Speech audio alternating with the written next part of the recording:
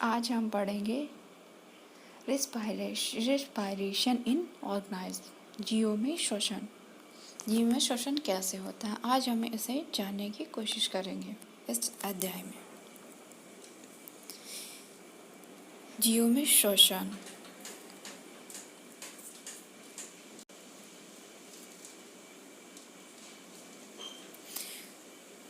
वो जो अपने दादा दादी से मिलने के लिए उत्सुकता से प्रतीक्षा कर रहा था, जो 1 साल के बाद शहर आ रहे थे, वह शीघ्र बस स्टॉप पहुंचना चाहता था ताकि उनका स्वागत कर सके। इसलिए वह भागता हुआ गया और कुछ ही मिनट में बस स्टॉप पहुंच गया। उसकी सांस तेजी से चल रही थी और उसकी दादी माँ ने पूछा कि इतनी तेज सांस क्यों चल रही। तो उसने बताया कि मैं घर से दौड़ता हुआ आ रहा हूँ, इसलिए हमारी सांसें तेज से चल रही हैं। और इसके मन में ऐसे प्रश्न उठता रहा कि वो जानने की कोशिश करता रहा कि हमारी सांसें क्यों तेज चल रही हैं। आइए हम जानते हैं हम श्वसन क्यों करते हैं। अध्याय 2 में आपने पढ़ा था कि सभी जीव सूक्ष्म इकाइयों से बने होते हैं जिन्हें कोशिकाएं कहते हैं। कोशिका जीव की सबसे छोटी संरचनात्मक और क्रियात्मक इकाई होती है। जीव की कोशिका प्रत्येक पोषण, परिवहन, उत्सर्जन और जनन जैसे कुछ कार्यों को संपादित करने में कुछ न कुछ भूमिका निभाती हैं। इन कार्यों को करने के लिए कोशिका को ऊर्जा की आवश्यकता होती है। यहाँ तक कि हमें खाना खाते, सोते अथवा पढ़ते समय भी ऊर्जा की आवश्यकता होती है। लेकिन यह ऊर्जा आती कहाँ से है? क्या आप बता सकते हैं कि आपके माता पिता आपसे नियमित रूप से भोजन करने के लिए आग्रह क्यों करते हैं? भोजन में संचित ऊर्जा श्वसन के समय निर्युक्त हो जाती है, अतः जीवों में भोजन से ऊर्जा प्राप्त करने के लिए श्वसन की आवश्यकता होती है। श्वसन के प्रक्रम में हम पहले सांस द्वारा वायु को शरीर के अंदर ले जाते हैं। आप जानते हैं कि वायु में ऑक्सीजन होती है। फिर आप सांस छोड़ते हुए वायु को शरीर से बाहर निकालते हैं। इस वायु में सांस द्वारा अंदर ली गई वायु की तुलना में कार्बन डाइऑक्साइड की मात्रा अधिक होती है, अर्थात यह कार्बन डाइऑक्साइड समृद्ध होती है। हम जिस वायु को सांस द्वारा अंदर लेते हैं उसमें उपस्थित ऑक्सीजन शरीर के सभी भागों में और अंततः प्रत्येक कोशिका में ले जाई जाती है। कोशिकाओं में यह ऑक्सीजन भोजन के विखंडन से प्राप्त होता है। कोशिका में भोजन के विखंडन में प्रक्रम ऊर्जा मुक्त होती है। इसे कोशिकीय श्वसन कहते हैं। सभी जीवों की कोशिकाओं में कोशिकीय श्वसन होती है। कोशिका के अंदर भोजन ऑक्सीजन का उपयोग करके कार्बन डाइऑक्साइड और जल में विखंडन हो जाता है। जब ग्लूकोज का विखंडन ऑक्सीजन के उपयोग द्वारा होता है तब वायवीय श्वसन कहलाता। ऑक्सीजन की अनुपस्थिति में होता है तो विखंडन या अवायवीय होता है।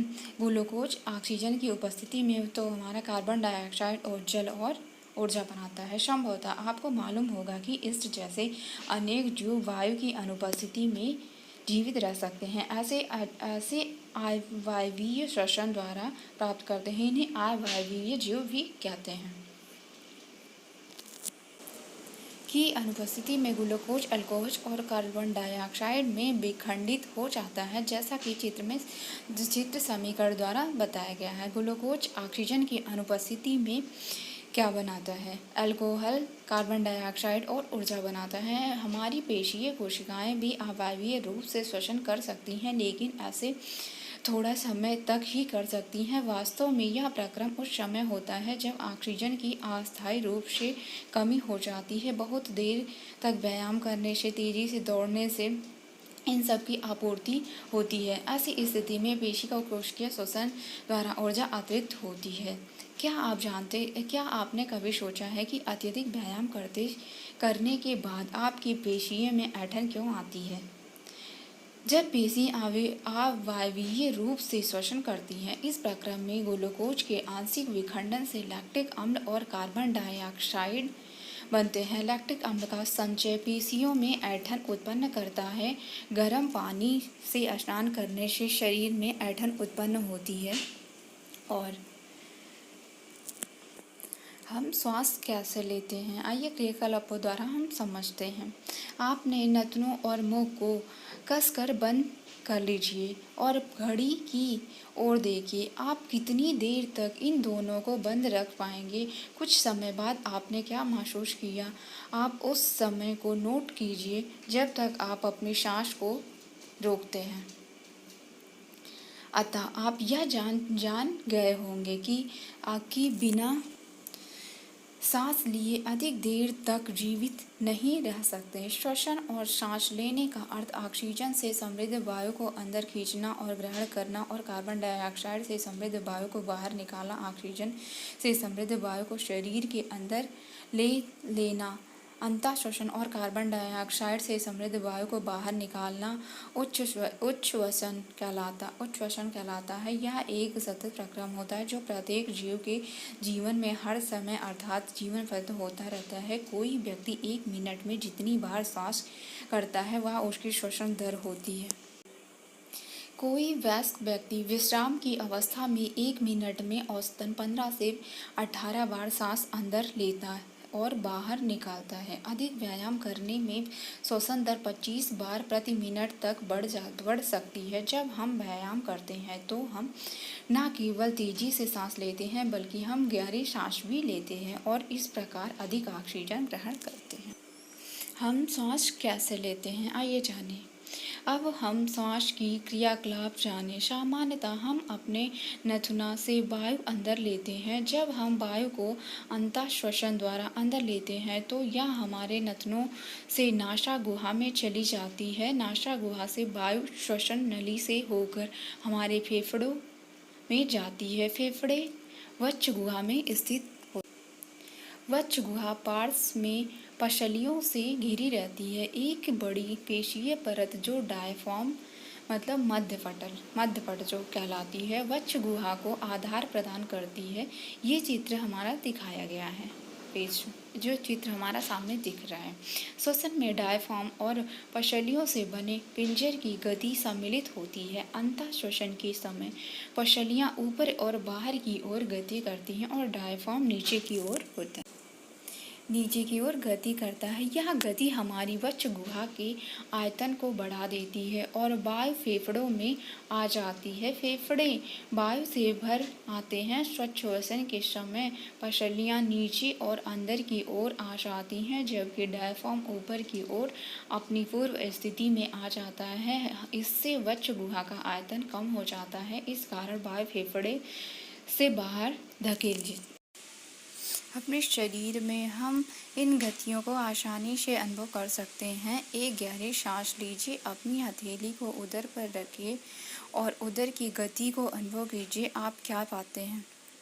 यह जान लेने के बाद कि श्वसन के दौरान वक्ष गुहा के आमाप में परिवर्तन होते हैं। बच्चे सीना फुलाने में स्पर्धा में व्यस्त हो गए। प्रत्येक यह दावा कर रहा था कि वह सीने को सबसे अधिक फुला सकता है। क्यों ना आप इस क्रियाकलाप को कक्षा में अपने सहपाठियों के साथ करिए। एक गहरी सांस लीजिए। किसी मापन फीते में वक्ष का आमाप लीजिए। इस माप को साड़ी में जो दी हुई है इसमें दर्शाइएगा। हम श्वसन की क्रियाकलाप को एक सरल प्रतिरूप या मॉडल द्वारा समझ सकते हैं। समृद्ध वायु श्वास रंध्रों से श्वास नालों में जाकर शरीर के ऊतकों में विसरित होती है और शरीर की प्रत्येक कोशिका में पहुंचती है। इसी प्रकार कोशिकाओं से कार्बन डाइऑक्साइड श्वसन नालों में आती है और श्वास रंध्रों से बाहर निकल जाती है। श्वसन नाल अथवा श्वास प्राण केवल कीटों में पाए जाते हैं। जंतुओं में अन्य समूहों में ऐसी व्यवस्था नहीं पाई जाती। केंचुआ में कक्षा 6 के अध्याय में 9 आपने पढ़ा था कि केंचुआ अपनी त्वचा से श्वसन करते हैं। केंचुए की त्वचा स्पर्श करने पर आर्द्र और श्लेष्मी प्रतीत होती है। इसमें से गैसों का आवागमन आसानी से हो जाता है। यद्यपि मेंढक में मनुष्य की भांति फेफड़े होते हैं तथापि वे अपनी त्वचा से भी श्वास कर सकते हैं जो आर्द्र और श्लेष्मी होते हैं। जल में श्वसन कैसे होता है? क्या हम जल में श्वसन कर सकते हैं तथा जीवित रह सकते हैं? ऐसे अनेक जीव हैं जो जल में रहते हैं। वे जल में श्वसन कैसे करते हैं? आपने कक्षा 6 में पढ़ा था कि मछलियों में फ्लोम या गिल पाए जाते हैं। फ्लोम जल में घुली ऑक्सीजन का उपयोग करने में उनकी सहायता करते हैं। फ्लोम त्वचा से बाहर की ओर निकले होते हैं।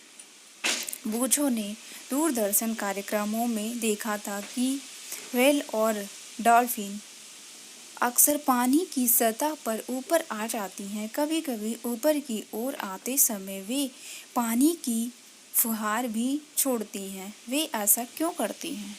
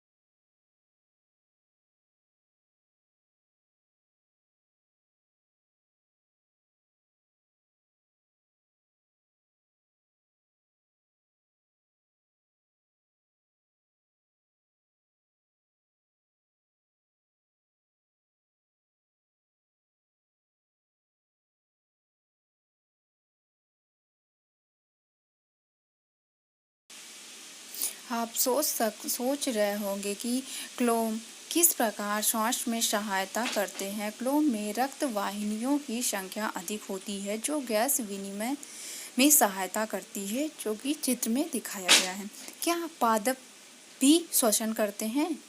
अन्य जीवों की भांति पादप भी जीवित रहने के लिए श्वसन करते हैं, जैसा कि 6th क्लास में आपने पढ़ी थी।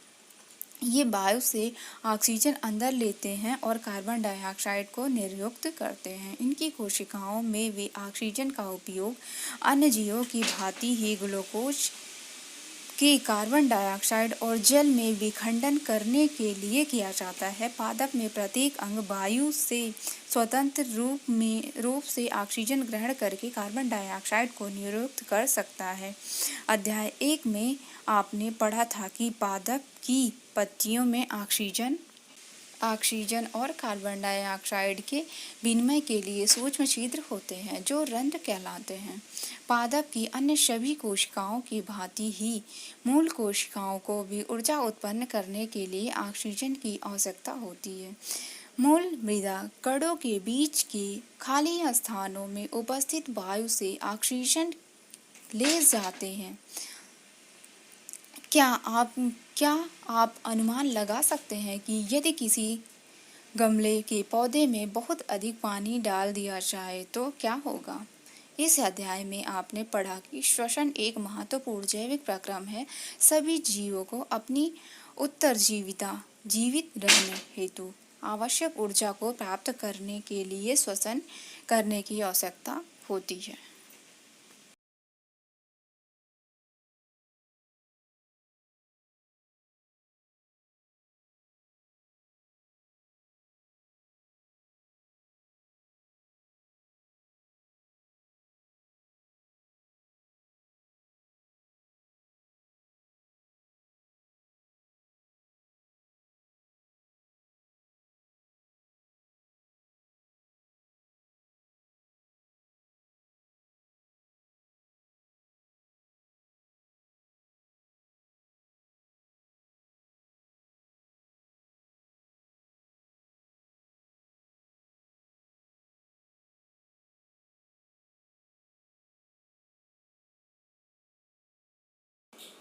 आज हम पढ़ेंगे रेस्पायरेशन इन ऑर्गेनिज्म, जीवों में श्वसन।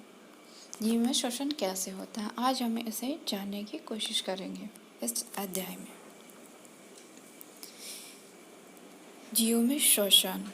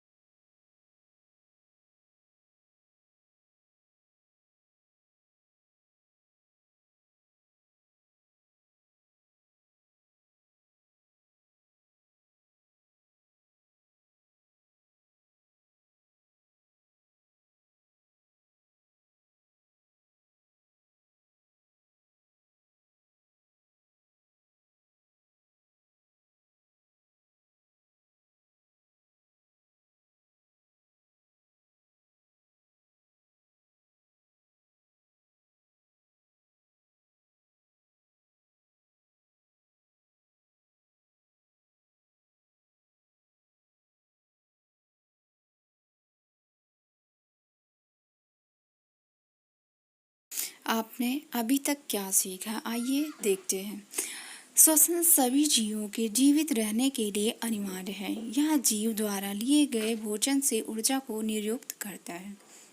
दूसरा पॉइंट, अंतः श्वसन द्वारा जो वायु शरीर के अंदर लेते हैं उसमें उपस्थित ऑक्सीजन का उपयोग ग्लूकोज को कार्बन डाइऑक्साइड और जल में विखंडन के लिए किया जाता है। इस प्रक्रिया में ऊर्जा निर्युक्त होती है। तीसरी पॉइंट हमने क्या सीखी है, ग्लूकोज का विखंडन जीव की कोशिकाओं में होता है जिसे कोशिकीय श्वसन कहते हैं। अगला पॉइंट क्या सीखा है, यदि भोजन ग्लूकोज ऑक्सीजन के उपयोग द्वारा विखंडित होता है तो यह वायवीय श्वसन कहलाता है। यदि विखंडन ऑक्सीजन की अनुपस्थिति में होता है तो श्वसन अवायवीय श्वसन कहलाता है। अगली पॉइंट है, अत्यधिक व्यायाम करते समय जब हमारी पेशीय कोशिकाओं में ऑक्सीजन की